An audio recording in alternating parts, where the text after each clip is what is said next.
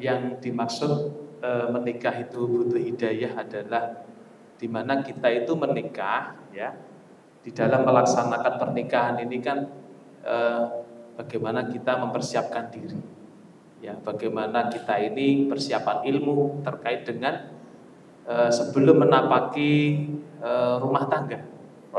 Bagaimana ketika kita ingin memiliki nantinya keturunan yang soleh-solehah, namun di dalam mencarinya saja kadang-kadang tidak paham. Nah, orang-orang yang menikah itu kok mereka banyak persoalan, itu masalahnya tadi dia salah memilih. Begitu pula seorang laki-laki, Nabi juga ngasih petunjuk, tungkahu mar'ah li arba'in. Perempuan itu dinikahi oleh laki-laki karena 4 hal, kata Nabi. Maka kita harus butuh petunjuk. Makanya petunjuk ini kan pengertiannya adalah at-tariqul ladzi yusilul insan ila ghayati, yaitu sebuah jalan yang dilalui oleh manusia sampai pada akhir atau puncak. Apa itu puncaknya? Bittiba'i syariatillah. Kita mengikuti syariatnya Allah, gitu ya. Nah, kenapa bittiba limada bittiba'i syariatillah hidayatan? Kenapa mengikuti syariat Allah itu disebut kita dapat hidayah? Bismillahirrahmanirrahim. Assalamualaikum warahmatullahi wabarakatuh. Allahumma sholli ala sayyidina Muhammad wa ala sayyidina Muhammad. Rabbi sholli sadri wa yassir amri wahlul 'uqdatam min lisani yafqahu qawli. Rabbana anzilna muzawwarkan wa antal munzilin. Alhamdulillah, berjumpa lagi di kajian Kasmaran, kajian Sakinah Mawaddah Warahmah Semarang, di mana malam hari ini temanya sangat-sangat menggugah jomblo, ya. Nah, jadi menikah butuh hidayah. Kira-kira hidayah apa yang dimaksud atau lebih lengkapnya bagaimana? Namun sebelumnya saya Bin Robin mengucapkan terima kasih juga untuk teman-teman yang mendukung acara hari ini. Info Kajian Semarang, Muslim Brotherhood, Bagian Santri Indonesia, dan teman-teman dari Muslimah Basketball, Hajia Event, dan semua yang mendukung acara persembahan dari Dawam dan juga Masjid Afa Aulia Setika ini. Baik, langsung saja, biar tidak berlama-lama, kita panggil Ustadz Rifki. Boleh bergabung Ustadz? Masya Allah. Sebulan sekali ketemunya Ustadz, ya? Assalamualaikum. Waalaikumsalam Ustadz. Sehat Ustadz? Alhamdulillah. Boleh pakai Ustadz. Ini belum dihapus dulu, ini belum dicopot nih, gimana sih nih? Kita bukan sponsor ini, ya? Oke. Baik, Ustadz, menikah butuh hidayah. Emang kenapa Ustadz? Kan ya menikah butuh biaya, bukan ya? Butuh hidayah, gimana? Ya, ini bismillahirrahmanirrahim. Assalamualaikum warahmatullahi wabarakatuh. Waalaikumsalam warahmatullahi wabarakatuh. Yang dimaksud menikah itu butuh hidayah adalah di mana kita itu menikah, ya, di dalam melaksanakan pernikahan ini kan bagaimana kita mempersiapkan diri, ya, bagaimana kita ini persiapan ilmu terkait dengan sebelum menapaki rumah tangga. Bagaimana ketika kita ingin memiliki nantinya keturunan yang soleh-solehah, namun di dalam mencarinya saja kadang-kadang tidak paham, ya, makanya ini butuh hidayah, ya, petunjuk di dalam baik memilih, ya, baik mencari, dan itu semuanya ada di dalam agama kita, petunjuk-petunjuk tersebut. Oke, jadi sebelum menikah cari petunjuk tersebut. Iya. Kalau misalnya udah nentuin nih, udah terlanjur menikah, itu gimana tuh? Kalau sudah terlanjur menikah, ya suami istri hendaknya ya terus untuk mencari ilmu. Ya, dari ilmu itu banyak petunjuk-petunjuk bagaimana cara berkeluarga yang Islami. Ya. Karena seluruh persoalan-persoalan rumah tangga itu kan semuanya ada di dalam Islam jawabannya. Sebenarnya begitu. Makanya kalau ada rumah tangga kok terjadi percecokan, terjadi perselisihan yang tidak selesai, ini pasti ada beberapa hal yang dilanggar di dalam masalah-masalah syariat. Oke, jadi kunci dari setiap sebelum menghadapi masalah adalah kembali lagi ke sumbernya, itu Quran, ya. Quran dan hadis dan penjelasan para ulama. Artinya ketika kita itu sebelum melaksanakan suatu perintah, ya, maka kita harus butuh petunjuk. Makanya petunjuk ini kan pengertiannya adalah at-tariqul ladzi yusilul insan ila ghayati, yaitu sebuah jalan yang dilalui oleh manusia sampai pada akhir atau puncak. Apa itu puncaknya? Bittiba'i syariatillah, kita mengikuti syariatnya Allah, gitu ya. Lah kenapa limada bittiba'i syariatillah hidayatan? Kenapa mengikuti syariat Allah itu disebut kita dapat hidayah? Karena dengan mengikuti syariat Allah itu li'annaha yursidul insan bainal haqqi wal batil. Yursidul insan ilal haqq wal khair, yumayyizu baina syarr wal khair. Karena dengan syariat Allah itu kita bisa melihat mana yang benar, mana yang salah, mana yang halal, mana yang haram, mana yang bermanfaat bagi pernikahannya, mana yang tidak, mana yang maksiat, mana yang taat. Itulah fungsi daripada hidayah. Jadi semakin kita buka-buka Quran itu semakin Allah kasih petunjuk gitu ya berarti ya? Iya. Jadi tema hari ini menikah butuh petunjuk berarti paling nggak salah kasar gitu ya? Oke. Dan banyak nih ketika sudah bertemu dengan petunjuk tersebut, namun ternyata berbeda pendapat dengan pasangan. Itu gimana, Kak? Ketika kita sudah bertemu petunjuk, ketika ada perbedaan pasangan, mari kita komunikasikan dengan baik. Misalkan ya, di dalam petunjuk itu kan kita bisa mencari hidayah Allah itu lewat ngaji atau kita majelis taklim. Begitu ya. Maka ketika suami istri ingin rumah tangganya penuh dengan hidayah Allah, ya harusnya suami istri itu berada sama-sama untuk ngaji. Biar satu faham, istilah kancing itu tidak deseh gitu ya. Supaya kadang-kadang yang sergap ngaji itu adalah istrinya, tapi suaminya tidak. Nah, ini perlu dikomunikasikan. Kenapa? Ketika suami istri ini kok terjadi perbedaan ya di dalam memahami hidayah tadi, maka nanti juga akan terjadi agak sedikit keras. Makanya yang pertama adalah bagaimana seorang suami atau seorang istri ini betul-betul mengajak ya untuk menuntut ilmu. Karena memang termasuk salah satu cara untuk meraih hidayah Allah dengan majelis ilmu, dengan ilmu ya.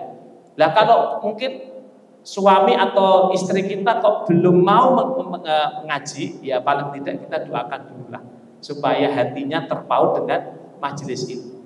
Gitu. Insyaallah.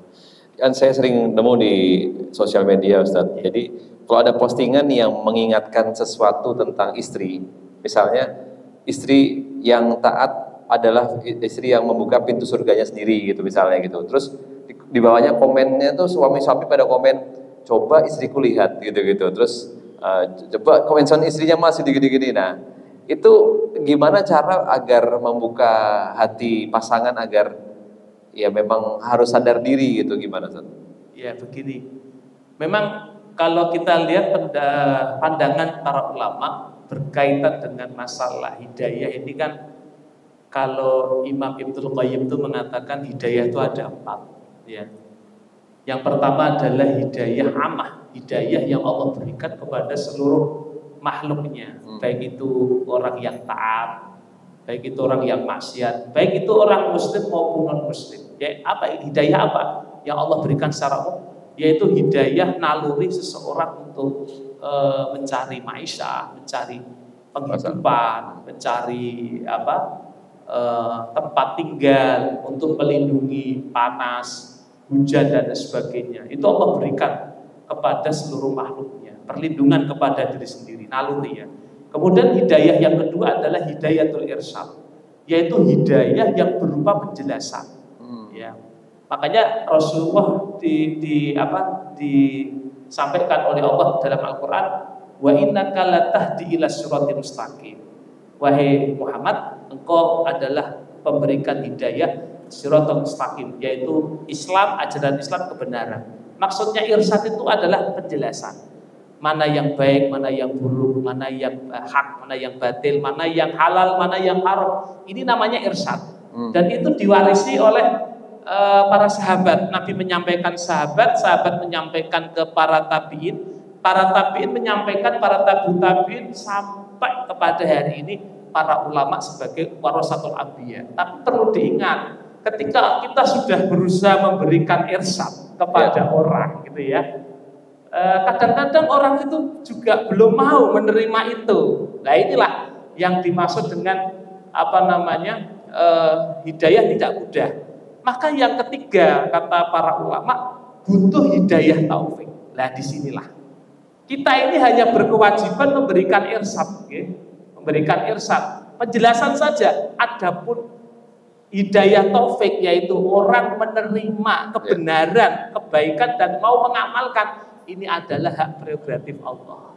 Makanya tadi seorang suami ketika melihat status di medsos kok istilahnya alangkah indahnya istriku seperti dia gitu ya. Ya paling tidak suami itu harus berusaha untuk memberikan irsyad dulu kepada istrinya sambil berdoa semoga Allah memberikan hidayah taufik.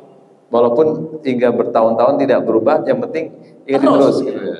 Tidak berubah bukan berarti kita menyerah ya, tetapi terus memberikan irsyad dengan berbagai macam metode sampai kita mati. Gitu ya. Seperti halnya Asia kepada Fir'aun ya. Iya betul. Jadi hasil akhir tetap Allah, yang penting kita tetap taat, tetap doain gitu ya. Ya tetap doa, tetap berusaha terus dengan melakukan pendekatan-pendekatan metode-metode yang berbeda-beda. Oh mungkin dengan cara ini kurang, mungkin dengan cara itu. Nanti insya Allah sembari kita berdoa, semakin berusaha untuk memberikan irsyad, penjelasan-penjelasan dengan berbagai macam metodologi, insya Allah mudah-mudahan cara yang nanti sekian Allah sadarkan. Amin.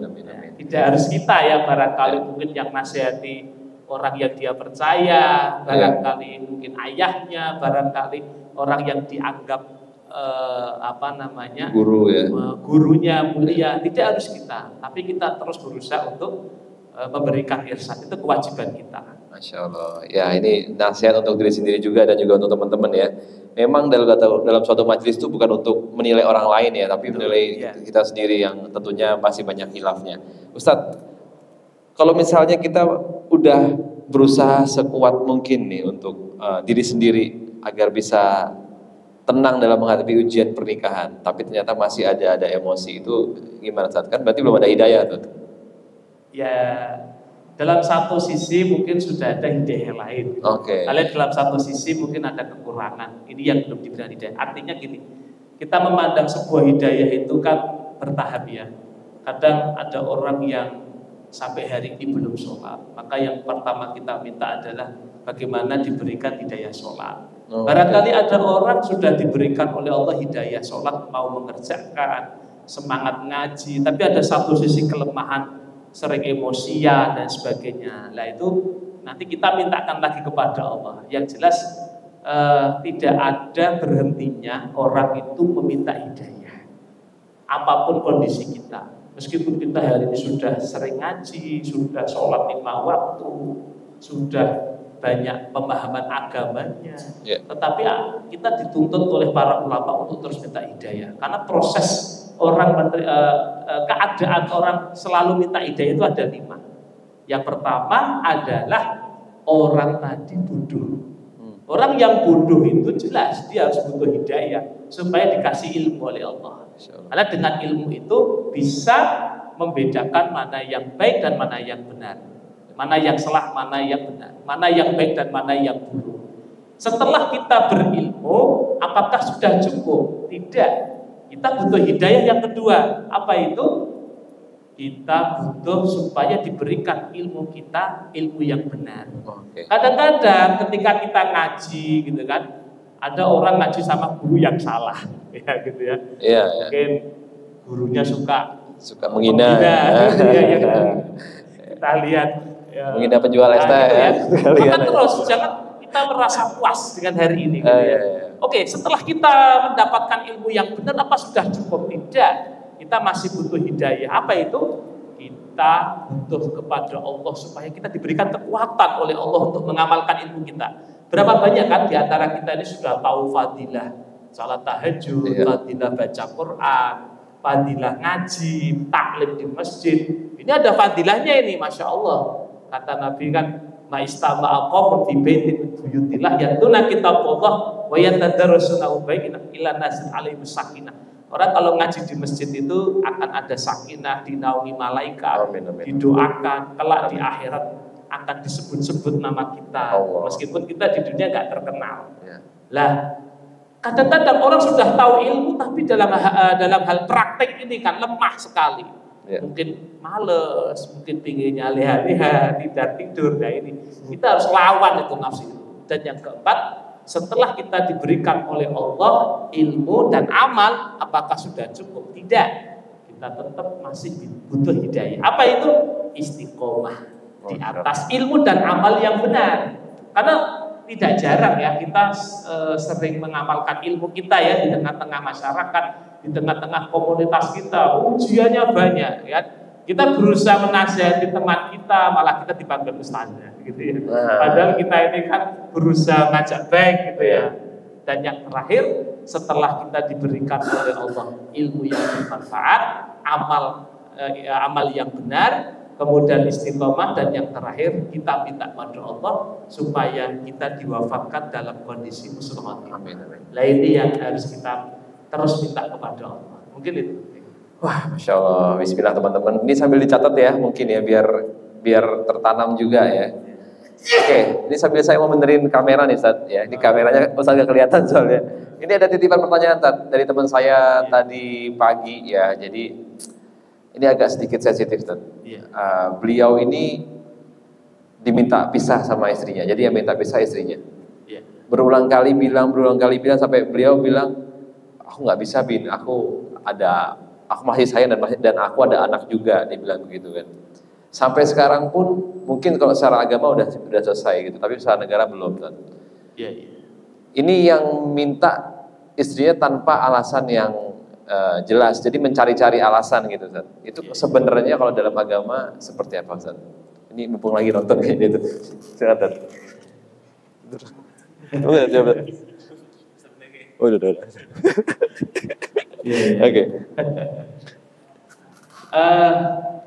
Pertama ya, ketika ada seseorang memutuskan sesuatu yang besar, apalagi persoalan perceraian, itu harus bisa memberikan argumentasi yang jelas.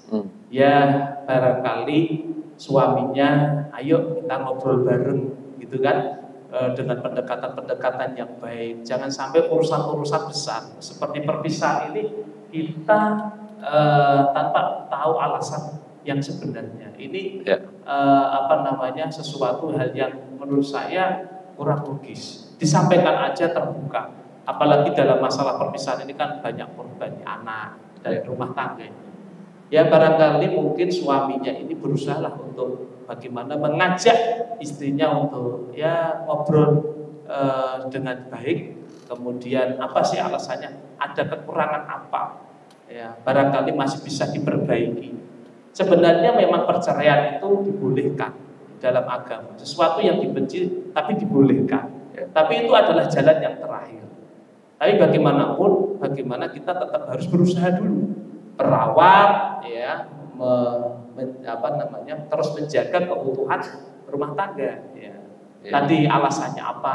Ya kadang-kadang kalau alasannya tidak syar'i, nah ini justru sangat ironis ya. Tapi kalau mungkin alasannya syar'i mungkin barangkali bisa dibenarkan. Wah, ya. Dan tadi pun juga beliau masih kami kan satu kerjaan Ustaz. Dulu tuh saya pembawa dia salah satu kru gitu loh Ustaz. Nah, pas lagi acara akad dia langsung nangis keinget momen ketika sama istrinya gitu. Dan saya memang tahu betul beliau ini memang nggak mau sebenarnya, tapi si istri itu paksa-paksa terus. Jadi tadi Ustaz sampaikan berarti memang kalau asalnya nggak kuat ya terus terang itu tidak kuat secara syar'i ya. Artinya pertimbangannya pun harus betul-betul, kalau menurut kita kan tadi bagaimanapun dalam masalah perceraian pun juga harus butuh hidayah. Alasan apa sih yang melatar belakangi kenapa kok meminta perpisahan? Nah ini yang harus kita renungkan baik-baik. Barangkali tadi kan dari niat suami tidak ingin berpisah. Barangkali ada kekurangan apa bisa diperbaiki. Namanya manusia kita harus punya prinsip, punya kesalahan. Tidak lepas dari yang namanya dosa. Setiap dosa atau kesalahan dan orangnya mau dibenahi, mau sadar diri, ya harus kita terima. Allah saja maha pengasih, Allah saja maha pengampun. Masa kita sebagai hambanya tidak meniru sifat Allah? Insya Allah. Mungkin gitu. Dan keadaan-keadaan seperti itu membuat teman-teman yang lain yang belum menikah jadi agak takut nih Ustaz. Nah, gimana caranya meluruskan niat kalau niat ibadah nikah ini untuk ibadah? Iya, iya. Sedangkan di luar sana banyak ya berita-berita seperti itu. Ya, salah satu kekuatan dan tanda kekuasaan Allah yang sering kita dengar kalau pas ada akad nikah seorang qari membacakan ayat suci Al-Quran dalam surat Ar-Rum ayat 21, wa min ayatihi an khalaqalakum min anfusikum azwajan litaskunu ilaiha. Kita perlu renungi ayat ini bahwa Allah itu ciptakan laki-laki dan perempuan itu sebenarnya bagian daripada tanda kekuasaan Allah, saling mencintai. Lalu Allah berikan satu wadah yang disebut dengan pernikahan. Maka kalau pandangan kita terkait dengan pernikahan itu berat dan sebagainya, kita masa tidak yakin dengan janji Allah. Dalam surat An-Nur, iyakunu fuqara yughnihumullahu min fadlih. Kalau kalian itu nikah, jangan khawatir, Allah akan mengkayakan.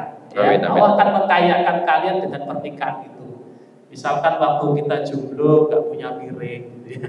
Setelah nikah punya piring, nanti lama-lama punya meja, gitu kan? Kata orang tua kita ya, nanti punya apalagi, nanti lama-lama insya Allah kita yang awalnya waktu jomblo gak punya apa-apa, lama-lama punya apa-apa. Ini tanda-tanda bahwa benar janji Allah. Ya, kalau dalam urusan materi pun kita juga rubah paradigma kita bahwa ketika kita punya harta itu seakan-akan seperti para artis itu keliru. Apapun yang Allah berikan pada kita sebenarnya kekayaan itu letaknya pada rasa syukur. Masya Allah. Kekayaan itu letaknya pada syukur. Meskipun hartanya melimpah, ya. Iya, tetapi ketika hati ini tidak ada rasa syukur, tidak ada rasa qanaah, gitu ya, ya dia akan menjadi miskin terus, gitu ya. Itulah sebenarnya kaya dan miskin itu tergantung bagaimana paradigma kita terkait dengan urusan harta itu. Wah, Masya Allah ya. Kekayaan terletak pada syukur. Ini dalam banget nih teman-teman ya. Kadang udah ada barangnya kita lupa syukur, tapi pas belum ada kita harap-harap, kita doa-doa gitu kan. Pas udah dapat barangnya nggak dirawat gitu kan. Kayak dapat kendaraan lah, handphone lah, dibanting-banting sampai pecah tuh handphone siapa tuh kan. Oke teman-teman yang mau tanya boleh silakan ditulis di kertas. Oh langsung boleh. Kita interaktif aja. Mas Afif tolong bantuin. Oke, ini karena saya sama berdua sama Ustadz jadi kita interaktif. Itu ada kakaknya di belakang. Boleh pakai mic boleh. Ya silakan. Sebutkan nama, akun TikTok kok enggak ya? Astagfirullah. Silakan nama. Pertanyaannya apa? Silakan. Waalaikumsalam warahmatullahi wabarakatuh. Hah? Siapa? Kiki. Oh Kiki ya. Ustaz, bagaimana Ustaz? Ya. Saya mendoakan kepada Mbak siapa? Kiki. Mbak Kiki selalu diberikan kesabaran oleh Allah Subhanahu wa taala. Begini, kadang-kadang ketika kita memiliki sebuah paradigma ya, itu melihat dari bagaimana kita melihat lingkungan atau teman. Inilah yang kadang-kadang meracuni pikiran kita. Tadi kita senantiasa melihat ya Bapak, ya Mbak ya, nikah bolak-balik sehingga terjadi barangkali kezaliman terhadap yang lain begitu kan, sehingga kita seakan-akan takut nanti terjadi seperti ini. Jadi yang perlu kita luruskan adalah satu, bahwa nikah itu bagian daripada syariat Allah, bagian daripada perintah Allah. Tentunya ketika perintah Allah ini kita kerjakan dengan baik, dengan sesuai dengan aturan Allah, ini akan membawa dampak kebahagiaan. Tetapi kalau pernikahan ini ya tidak mengikuti hidayah tadi, maka akan terjadi malapetaka. Karena kita harus punya keyakinan ya, Bapak Ibu sekalian, Mbak, bahwa setiap perintah Allah itu pasti ada kemaslahatan yang sangat besar. Sedangkan larangan Allah itu pasti ada kemakduratan yang besar. Makanya yang perlu kita rubah Mbak Iki adalah bagaimana kita bisa merubah pandangan yang buruk tentang pernikahan ini adalah sesuatu hal yang baik. Kita harus rubah pandangan itu menjadi hal yang baik. Karena bagaimanapun pernikahan itu merupakan fitrah manusia yang Allah berikan kepada setiap orang, ya. Sehingga kalau kita ini selalu dihembus-hembusi oleh pikiran-pikiran yang tidak benar terkait dengan sebuah perintah, ya, maka kita selalu banyak berzikir kepada Allah, ya, banyak berkonsultasi dengan para ulama, para ustadz untuk memantapkan diri kita. Ini perlu, ya. Karena setan itu juga tugasnya macam-macam, ya. Ada yang orang mau sholat dihembus-hembuskan jangan sholat. Orang yang mau bersedekah dihembus-hembuskan rasa bakhil, ya. Ada itu dalam ayatnya bahwasanya setan itu memotivasi kita untuk bakhil, untuk tidak mau bersedekah. Mungkin dalam hal ini Mbak Kiki lagi diuji oleh Allah. Setan menghembus-hembuskan janganlah nikah. Pandangan-pandangan nikah itu dibuat serem oleh setan. Ada sebenarnya kalau kita itu ternyata melakukan dengan petunjuk yang benar, ya. Misalkan Nabi sudah ngasih petunjuk, ya, bagi wanita, bagi perempuan. Itu apa petunjuk Nabi? Idza ja'akum man tardawna khuluquhu wa dinahu fazawwijhu. Jika datang seorang laki-laki yang kau rindui agamanya, akhlaknya, kau nikah dengan laki-laki itu, ya, insya Allah tidak akan banyak terjadi persoalan. Karena itu kita ikuti petunjuk, maksudnya di situ. Lah, orang-orang yang menikah itu kok mereka banyak persoalan, itu masalahnya tadi dia salah memilih. Begitu pula seorang laki-laki, Nabi juga ngasih petunjuk, tungkahul mar'ah li arba'in. Perempuan itu dinikahi oleh laki-laki karena 4 hal, kata Nabi. Wali maliha, wali jamaliha, wali hasabiha. Bisa jadi laki-laki menikah perempuan karena hartanya, laki-laki menikahi perempuan karena kecantikannya, ya. Laki-laki menikahi perempuan karena derajatnya. Walidinya, laki-laki menikahi perempuan juga ada yang karena agamanya. Dari 4 opsi yang disampaikan oleh Rasulullah, Nabi mengatakan fatar bidadidin taribal muda. Maka pilihlah seorang wanita itu karena agamanya, engkau tidak akan merugi. Jadi kalau ada wanita itu misalkan, ya, nggak cantik gitu kan, nggak kaya, tapi agamanya baik, ya kita pilih. Tapi kok alhamdulillah kita ini punya, ketika kita dapatkan wanita kok cantik, alhamdulillah agamanya bagus, ya. Pertama agamanya, ya, agamanya bagus. Alhamdulillah dapat bonus juga, cantik juga, kaya juga, punya martabat yang baik di mata masyarakat. Nah ini bonus. Tapi masalahnya wanita itu mau nggak sama jenengan? Nah itu. Kadang-kadang kita mau, ya, agamanya bagus, cantik, tapi kan dianya mau nggak sama kita? Gitu. Makanya kita harus melepaskan diri dulu. Jadi konsepnya pernikahan itu biar tidak terjadi hal-hal yang tidak diinginkan dalam mengarungi bahtera rumah tangga, ya tadi sekali lagi butuh hidayah. Maka kita harus cari-cari dari hadis-hadis, dari Al-Quran, bagaimana Allah dan Nabi-Nya, ya, memberikan petunjuk siapa sih karakteristik pasangan yang ingin kita nikahi itu, ya. Karena awal mula dari sebuah pernikahan itu terjadi banyak persoalan, ya, itu adalah awalnya itu salah memilih dari sini, kan.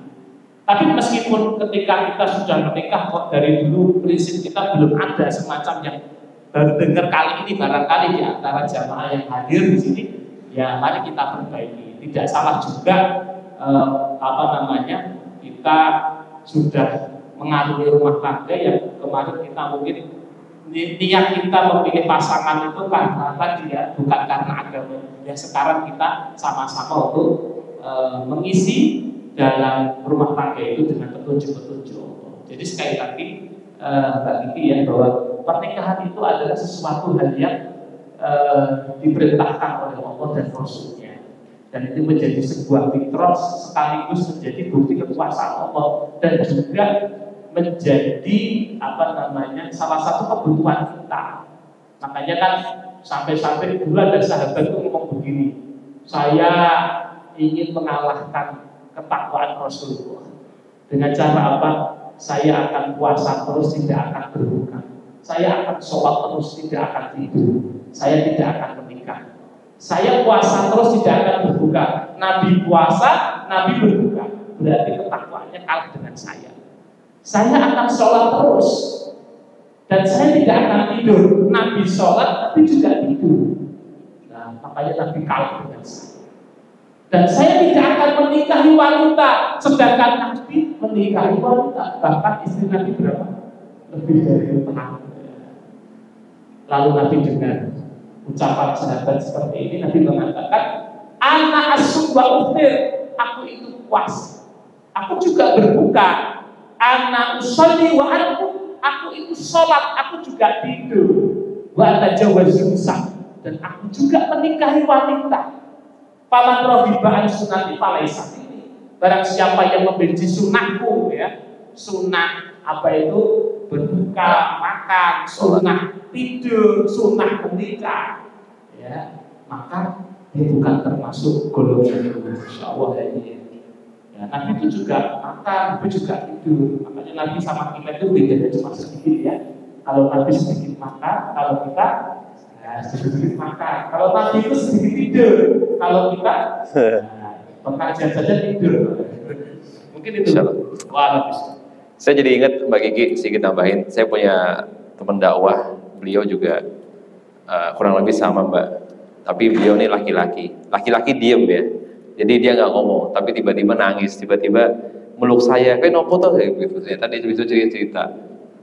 Memang tidak, tapi beliau nikah Mbak. Alhamdulillah dia menikah, anaknya 2, istrinya 1 ya. Nah, dan ayahnya seperti itu, tapi dia berazam dia tidak mau seperti ayahnya. Dan apa yang dilakukan dia menyibukkan diri ke Allah. Dulunya dia cuma sekedar dia sales kan, sales dan juga montir. Jadi dia sibukkan dengan hal sales montir ditambah belajar agama, ditambah sibukkan dengan belajar agama. Tapi namanya juga laki-laki ya, baik-baik aja tegar, tapi pasti balik layar tetap aja nangis, tetap masih ingat luka itu itu nggak masalah kan kalau misalnya seperti itu, bukannya dendam loh. Saya pun pribadi ada rasa yang kurang srek sama keluarga atau masa lalu saya, tapi itu boleh nggak sih kalau misalnya kita masih kayak kok gini sih gitu?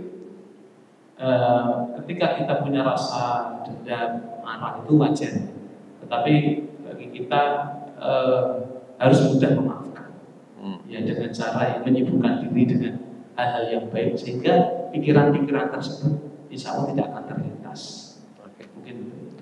Jadi makin cari lagi kesibukan lagi supaya tidak teringat dengan masa-masa lalu itu. Tadi Ustaz sampaikan memaafkan itu kan bukan perkara yang mudah saja.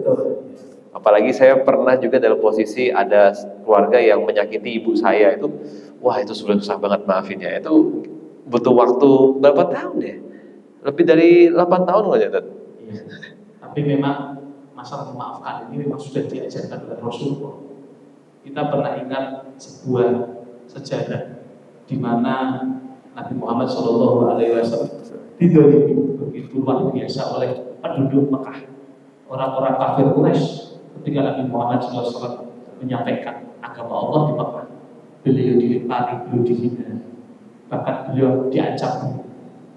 Tapi bagaimana sikap beliau ketika terjadi Fathul Mekah? Beliau membawa 10.000 sahabat dari Madinah ke Mekah. Beliau menang. Ayat wa idza ja'a nasrullahi wal fath wa ra'aitan nas yadkhuluna fi dinil afwaj. Kita lihat bagaimana sikap beliau terhadap penduduk Mekah yang belum pernah. Beliau mengatakan bahwa orang yang masuk di rumahnya Abu Sufyan aman. Ikrimah yang beliau ini Ikrimah bin Abi Jahal yang senantiasa memerangi Nabi pada perang Uhud, pada perang Badar, pada perang Uhud, beliau memaafkan.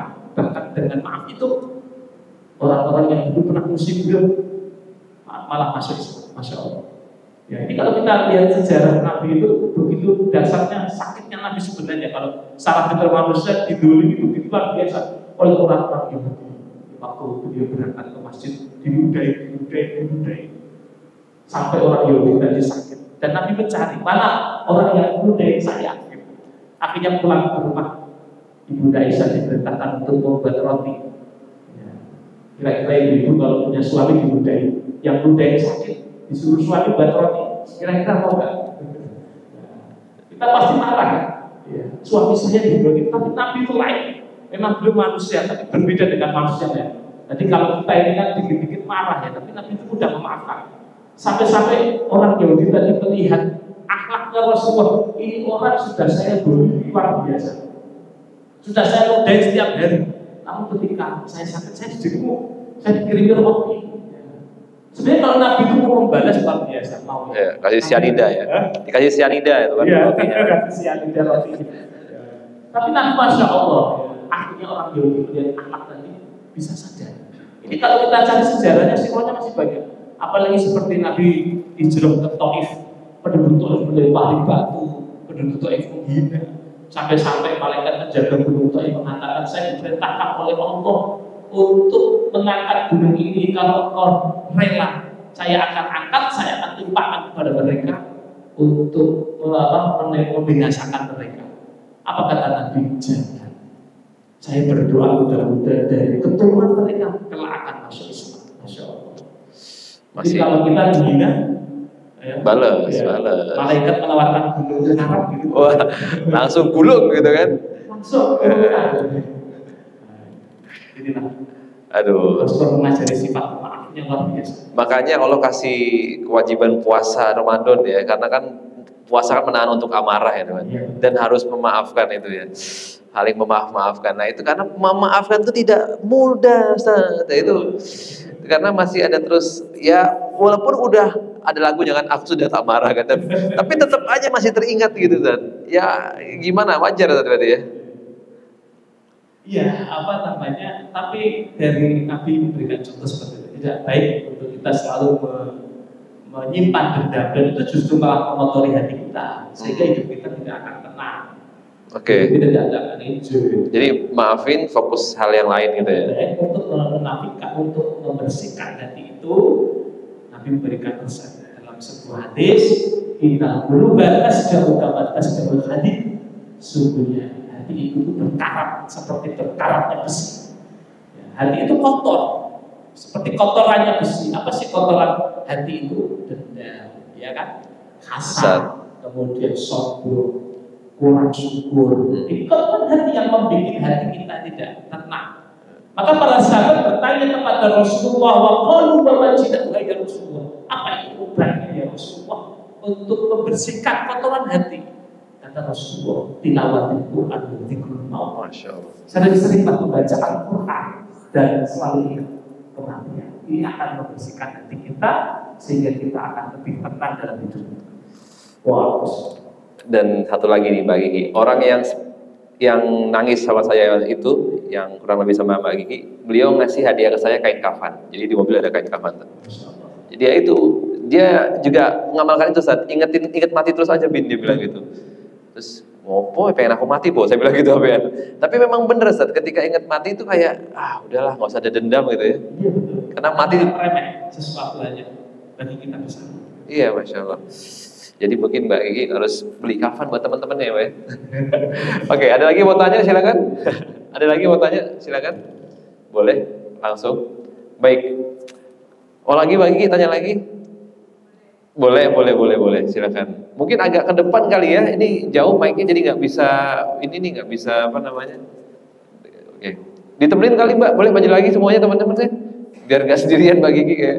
Oke. Silakan Mbak. Nah, sini boleh itu aja. Ya. Lanjut lagi silakan.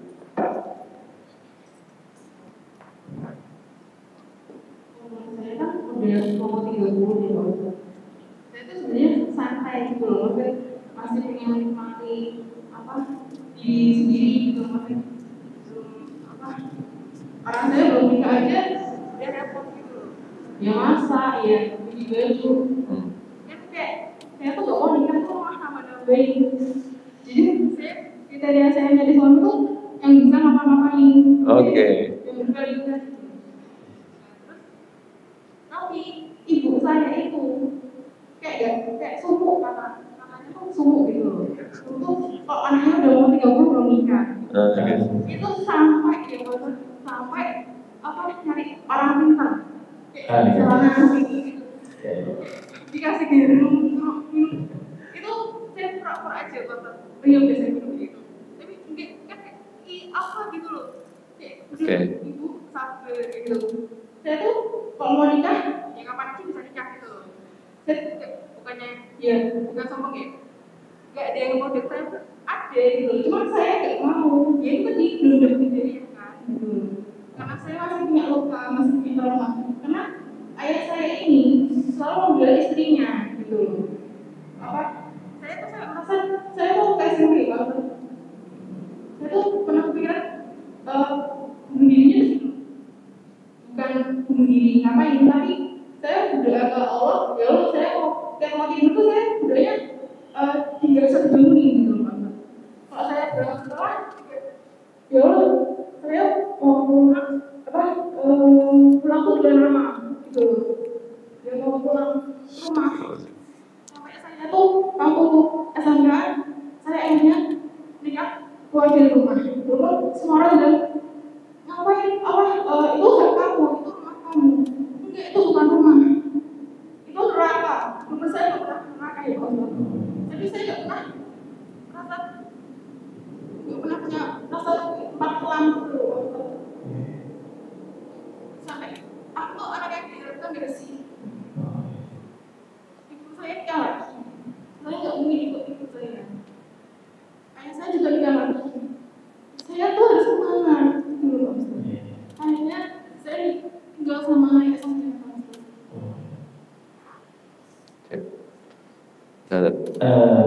Apa namanya?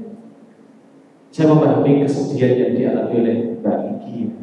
Jadi kalau boleh saya usul, ya, Mbak Iki harus mencari teman-teman yang baik, teman-teman yang solehah, yang mungkin perkumpulan-perkumpulan yang selalu mengingatkan tentang kebaikan, memotivasi kita. Ini perlu ya. Jangan sampai kita memikirkan masalah kita ini sendiri. Ya, ini nggak bagus. Nah, kita carikan, Nabi itu juga mengatakan dalam sebuah hadis untuk mencari teman ya, yang solehah gitu ya. Karena dengan teman yang soleh itu selalu akan mengingatkan kita dengan kebaikan. Karena kayak kita butuh tempat untuk curhat ya. Juga untuk memotivasi ya. Maka nanti carilah ya, mungkin juga ini punya teman-teman yang mungkin dipandang ya solehah, agamanya bagus, sholatnya bagus ya. Ini tapi untuk meminimalisir keinginan yang tidak baik. Nah ini sekali lagi keinginan yang mengajak atau bisikan-bisikan yang mengajak kepada arah-arah yang kurang baik. Ketahuilah tadi bahwa itu adalah bisikan dari siapa. Ya. Maka cara bentengannya adalah kalau bagi waktu luang gunakan untuk banyak membaca Al-Quran. Sudah baca aja terus, banyak berpikir dan sebagainya. Tapi yang lebih penting adalah bagaimana mencari teman atau komunitas-komunitas yang baik. Sekali lagi kita harus sadar diri bahwa hidup ini memang penuh dengan ujian. Tidak mungkin kita ini hidup di dunia lepas dari ujian. Nah, ujian itu kan ada 3 ya. Ada ujian perintah, larangan, dan takdir atau ketentuan. Nah, ada ketentuan ini ada 2. Dalam ketentuan Allah itu kenapa Allah ada 2? Ketetapan yang selalu memberikan sesuai dengan selera kita. Ya, misalkan kita diberikan oleh Allah kekayaan, jabatan, popularitas. Tapi ingat, itu juga ujian. Ya, semakin Allah berikan ketetapan yang sesuai dengan selera kita ini, kita semakin dekat atau semakin jauh dari Allah. Dengan ketetapan Allah, takdir Allah yang sesuai dengan selera kita ini semakin sombong atau semakin tawadhu. Dan yang kedua, ada ketetapan Allah yang tidak sesuai dengan selera kita. Ya, ada ketetapan Allah yang tidak sesuai dengan selera kita ya, yaitu kita diberikan tadi ya kondisi keluarga yang seperti ini, kemudian kekurangan ekonomi, ditinggal nanti oleh orang yang kita cintai, ya, keluarga berpisah dan sebagainya. Maka ulama mengatakan ada 4 sikap ketika kita diberikan oleh Allah ketentuan yang tidak sesuai dengan selera kita. Yang pertama, ini tingkatan yang paling tinggi, apa itu? Bersyukur. Dikasih ketentuan yang tidak sesuai dengan selera kita, diuji dengan musibah yang tidak kita senangi, itu malah bersyukur. Ini hebat sekali. Kenapa kok dia bersyukur? Karena dia memandang bahwa ada yang lebih berat ujiannya daripada kita. Dan yang kedua, sebagai jalan untuk meraih pahala yang banyak di sisi Allah. Contohnya siapa?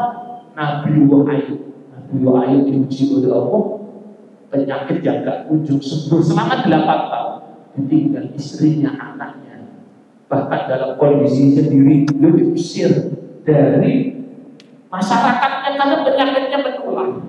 Tapi hebatnya beliau mengatakan alhamdulillah jadi wa segala puji bagi Allah, dialah yang memberikan kesehatan dan dialah yang mencabut sehingga saya sakit. Kemudian yang kedua, ketika seseorang diberikan oleh Allah ketetapan yang tidak sesuai dengan selera kita, sikapnya adalah dia ridho. Dia ridho. Apa arti ridho? Dia tidak ada beban dalam hatinya. Seakan-akan dia tidak diuji, padahal dia diuji. Kenapa dia bisa begitu? Karena dia memahami bahwa hakikat di dunia ini kan seperti roda yang berputar. Ada sakit, kadang sehat, kadang susah, kadang senang, kadang kaya, kadang miskin. Itulah namanya dunia. Gak mungkin orang di dunia itu satu itu gak mungkin. Nanti di akhirat orang masuk surga itu gak ada susah, senang terus. Nanti orang di akhirat masuk neraka itu gak ada senangnya, susah terus. Tapi kalau di dunia 2 hari ini akan ketemu. Ada orang tua yang gak sesuai dengan hati kita ya. Ada orang tua yang sesuai dengan hati kita. Itu bagian dari bentuk kehidupan. Nah, ini tingkatan yang kedua itu. Kemudian yang ketiga adalah sabar. Apa arti sabar? Sabar itu menahan. Sebenarnya dia tidak mau diuji seperti ini, tapi dia tahan. Dia bertahan. Tetap dia ingat kepada Allah, tetap dia pasrahkan kepada Allah, tetap dia berdoa kepada Allah, tetap dia mencari solusi. Banyak berdiskusi dengan teman-teman yang baik ya, atas masalah yang dia alami. Nah, ini dan ini adalah ciri orang beriman begitu. Jangan sampai kita ketika diuji oleh Allah dengan ketetapan yang tidak sesuai dengan selera kita lompat yang keempat. Naudzubillah. Apa itu? Murka. Nah, murka ini ada 3. Murka dengan hati. Apa itu? Sudzon kepada Allah, berprasangka buruk kepada Allah, seakan-akan Allah itu jahat sama saya. Padahal di balik setiap ujian pasti nanti di belakangnya Allah akan berikan hadiah yang istimewa. Seperti hari ini yang lagi viral, Bapak penjual es gitu ya. Masya Allah gitu ya. Di balik kesabaran beliau mengangkat es teh gitu ya. Kondisinya Masya Allah habis nggak bisa bekerja lebih, punya tanggungan banyak, tapi beliau sabar, akhirnya Allah berikan keberkahan dari kesabaran itu. Ya, inilah. Kemudian yang kedua, dia murka dengan lisannya, yaitu ngata-ngatain Allah bahwa Allah itu tidak adil. Ini hati-hati yang harus kita hindari. Kita harus yakin, kita sebagai orang beriman, kita bukan orang tidak beriman. Di balik setiap ketetapan takdir ada hikmah yang nanti yang akan bisa kita petik yang sangat besar sekali. Dan yang ketiga, kita murka dengan anggota badan, yaitu apa? Kita lari ke tempat-tempat maksiat. Ada masalah lari di minuman keras, ada masalah lari ke diskotek, ada masalah naudzubillah bunuh diri. Jadi kita diajarkan oleh Allah bahwa ketika kita diuji dengan ketetapan yang tidak sesuai dengan selera, termasuk yang bagi alam, maka nasihat saya paling tidak sabar. Insya Allah nanti Allah akan berikan jawaban. Tapi ingat, kita tidak boleh lepas dari ini. Ikhtiar itu banyak ya, bisa berdoa, bisa berkumpul di majelis ilmu, bisa mencari teman-teman soleha yang memotivasi kita. Yang ini adalah kita hari butuh teman untuk selalu motivasi. Mungkin itu bisa. Baik, semoga bisa menjawab Mbak ya. Baik, ada lagi mau tanya? Silakan teman-teman, boleh? Atau mau tulis kertas aja kalau nggak berani langsung ya. Ya mungkin kita harus banyak-banyak sibukin diri dan harus banyak melihat. Ternyata banyak yang diuji jauh lebih parah daripada kita. Saya kan hampir setiap bulan kepada pesantren. Itu selalu ada santri baru, Ustaz. Saya tanya sama pengasuhnya, Ustaz, ini anak dari mana? Itu kemarin ibunya ke sini, bapaknya mana? Biasa Mas, ini di luar nikah. Oh ini Mas, ini suaminya nggak mau, suaminya pergi kabur gitu. Jadi ada aja teman-teman yang lebih dan yang paling kasihan lagi tuh umur 1 tahun, Ustaz.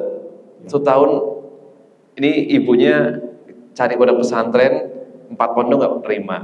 Yang pondok kelima terima tapi non muslim. Akhirnya dia jalan terus ditampuin sama tukang ojek, diantarlah ke panti asuhan yang saya kirim beras sama teman-teman itu. Dan si anak ini ditinggal di situ alasannya ekonomi dan suaminya pergi gitu aja. Jadi dia mau keluar kota dan lain-lain. Akhirnya si anak itu teman-teman selama 2 hari nggak mau lepas dari pelukan pengasuhnya, maunya dipeluk terus, kalau ditaruh nangis. Saking takutnya, Ustaz. Jadi pengasuhnya nggak bisa ngapain, jadi cuma peluk anak itu. Ntar ya nak ya, begitu pas dari itu baru dia tinggal ngapa-ngapain. Jadi banyak yang lebih aduh bersyukur. Jadi dan kan ya dia nggak salah apa-apa, masih kecil kan, umur 1 tahun, ada yang umur 1 hari, ada yang umur 10 hari saat ditinggal di situ. Kasih sayang. Masya Allah. Tapi ya itu tadi yang Allah bilang juga kan, ada kesulitan pasti ada kemudahan. Kalau teman-teman perhatiin juga tadi Ustadz menyampaikan bahwa kalau kita mendapatkan yang kita mau, yang kita butuh, yang kita mau sampai terus-terusan, bahayanya tadi kita jadi lupa bersyukur, Ustadz ya. Bersyukur itu bagian dari istidroj.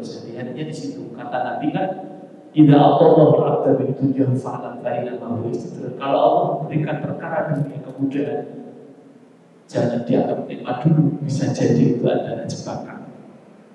Istidroj dulu, apakah dengan itu dia semakin dekat kepada Allah atau dia semakin jauh? Contoh dalam Al-Quran ada, namanya Qarun. Oke. Dia diuji oleh Allah dengan sesuatu yang menyenangkan. Ternyata dia malah sombong, mengatakan innama utitu ala ilmin indi. Sesuatu yang diberikan kepadaku yang aku miliki hari ini bukan dari Allah, tapi adalah hasil usaha. Jadi apapun yang dialami oleh manusia di dunia ini, semua hakikatnya ujian. Semua hakikatnya ujian. Bagaimana kita bisa menyikapinya? Ya ini yang paling penting. Ketika kita menyikapi sebuah takdir Allah baik atau buruk atau menurut kita ya dengan tepat, dengan hidayah, insya Allah ini akan menjadikan kehidupan kita itu bahagia. Tapi kalau salah menyikapi dari ketetapan yang Allah berikan kepada kita, yang jatuh adalah justru keterpurukan. Ini saya pernah nih dapat nasihat ini dari Ustadz Nuzul Zikri, Ustadz. Apapun masalahnya, apapun yang dihadapi di rumah harus sabar, saudara-saudara, teman-teman gitu kan. Sampai rumah, terus itu banyak bocor toli tambal ya, waduh. Tapi harus sabar. Gitu. Jadi memang ini ya, Ustadz ya. Ketika kita mendapatkan ilmu tuh harus benar-benar ngamalin ya, berarti ya. Allahu Akbar. Kita fungsi ngajar seperti itu. Bagaimana kita menyikapi hal-hal yang Allah berikan hari ini, sikap-sikap ini yang harus kita dengan kita akan memberikan kepada kita sikap yang benar ketika ketetapan Allah kepada kita. Dan kehidupan kita kan ada 2 ya, kalau enggak sesuatu yang mengenakan kita atau sesuatu yang bagi kita tidak enak.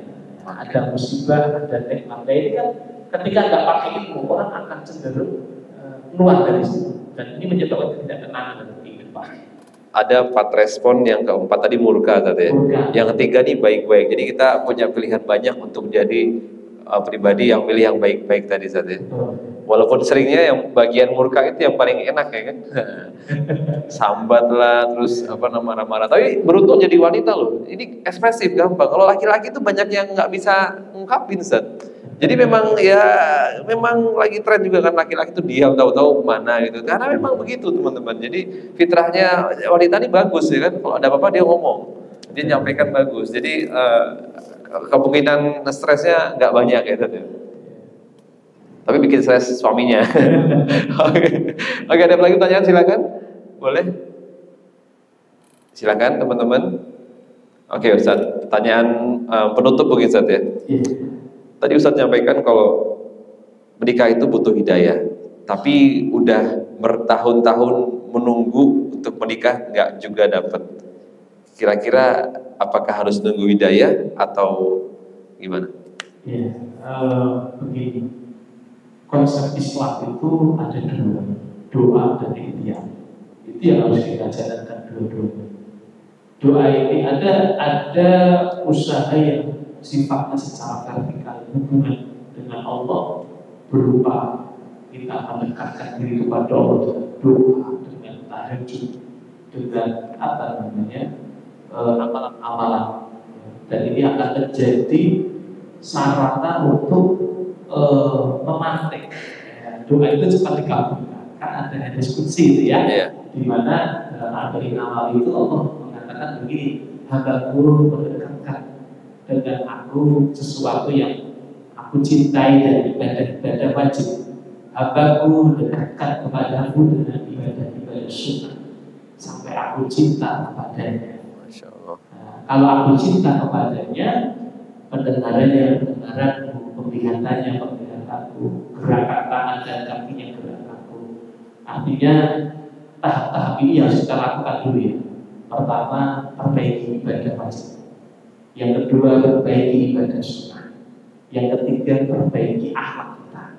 Di luar ibadah, maksud daripada pendengaranmu, artinya efek dari sebuah ibadah itu adalah mampu menjaga telinga kita dari maksiat.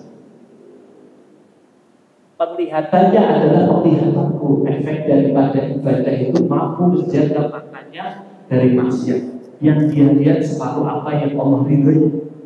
Gerakan tangan dan kakinya gerakanku. Efek dari sebuah ibadah itu adalah tangan dan kakinya selalu menuju pada ridho Allah.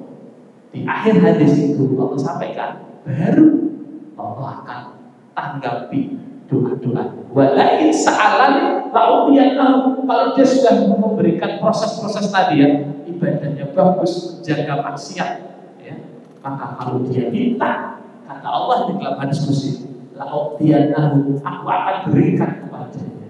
Walain ista'adani la'udiyanahu, kami akan lindungi dia.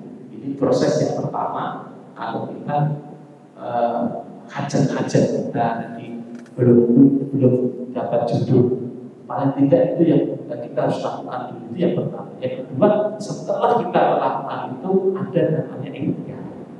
Ikhtiar itu hubungan sesama manusia yang kita jalankan. Mungkin datangi para asatid ya, minta pandangan, mungkin teman, mungkin kerabatnya orang temannya orang tua kita, tentunya melihat dari sisi sifat soleh dan solehah tadi. Jadi itu mungkin yang bisa saya sampaikan, bagaimana cara hajat-hajat kita ini yang terkabul. Gitu. Oke, baik, ada pertanyaan boleh? Masya Allah, untuk teman-teman yang lagi ikhtiar ingin menikah di tahun 2025, semoga Allah mudahkan ya. Dan jangan takut untuk memaafkan sekitarnya Ustaz ya, terutama pelaku orang lain, keluarga. Bismillahirrahmanirrahim. Baik, dari hamba Allah, bagaimana sikap kita sebagai umat muslim menanggapi pertanyaan kapan nikah, buruan nikah, dan banyak hal yang menjadi tuntutan dan dorongan orang lain sehingga kita membenci perkataan itu. Oke, mohon arahannya Ustaz. Kita punya prinsip ya bahwa hidup ini yang kita cari ridho Allah, bukan ridho manusia.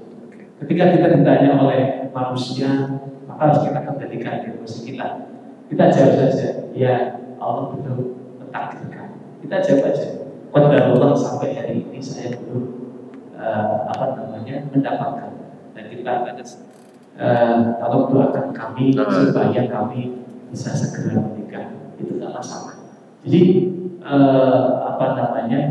kita nggak usah ketika umur sudah waktunya untuk menikah, kita ditanya kapan nikah, kita tidak usah. Hati kita nggak usah sakit hati ya. Karena urusan nikah itu sebenarnya bukan hanya manusia, itu hanya Allah. Urusan jodoh, rezeki, mati, kita hanya dituntut oleh Allah untuk ikhtiar. Jadi ikhtiar sudah kita sampaikan. Maka ketika kita ditanya oleh orang, ya udah kita jawab qadarullah. Maka kata Nabi itu kan, tidak asal syai'un fala takungkan dawakan dawakul qadarullah wa masyafa'ah. Kalau engkau itu diuji dengan sesuatu, jangan berkata begini dan begitu. Cukup katakan qadarullah saya belum dapat calon. Doakan ya, semoga tahun 2025 saya dapat jodoh. Itu aja.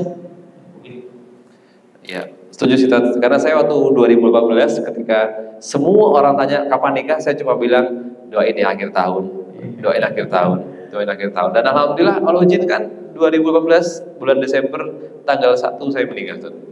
Bener-bener akhir tahun kan? Nah, untuk teman-teman silakan kalau saya tanyain jawabannya akhir tahun 2030 nanti. Enggak, akhir tahun ini doanya gitu. Spesifik aja, doain aja gitu. Saking jengkelnya saya bilang, doain ya, jangan lupa nyumbang ya. Saya gitu sekali ya. Ya, semoga teman-teman bisa menghadapi dengan tenang ya, karena yang ditunggu Allah kan responnya tadi ya. Satu dibilangkan respon kita gimana menghadapi ujian yang Allah kasih. Dan pasti meningkat ya tadi, nggak tahu kenapa tadi. Udah selesai ujian ini, ada lagi. Iya, nanti kalau sudah menikah, istrinya belum hamil. Itu parah tuh. Kapan punya anak gitu. Itu istri dia masuk kamar itu kan, masuk kamar dan langsung nangis, ini apa tuh? Tadi ditanyain itu, wah pokoknya meningkat terus ya. Kita akhir daripada hidup ini baru selesai.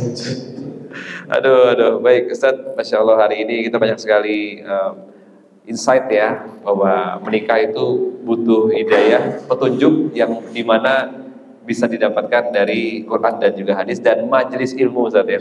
Ini satu hal yang harus saya share ke teman-teman semuanya. Untuk mencapai ke sini nih, semua pasti punya ujian masing-masing, termasuk saya. Itu kayak ngantuk gitu kan. Jadi semua ada ujiannya, ada yang dari Ungaran ya, ada yang dari pokoknya macam-macam lah. Jadi bersyukurlah teman-teman udah sampai ke majelis ilmu, semoga Allah jadikan istiqomah ya. Dan satu lagi Ustaz, jadi kajian kasmaran ini bukan cuma ada Ustaz Rifki, namun juga ada Ustaz Alfian dan juga ada Dokter Zulfa. Nah, Dokter Zulfa itu juga ternyata ini banget Ustaz, relate sama kita yang suka insecure, yang ternyata medis itu pengaruh sama psikis. Nah, psikis itu dimulai dari iman tentunya. Jadi buat teman-teman kajian kasmaran nih, Masya Allah ternyata saya juga ikut petualangannya seru juga Ustaz ya. Dan langsung praktek, wah itu yang paling Masya Allah. Baik.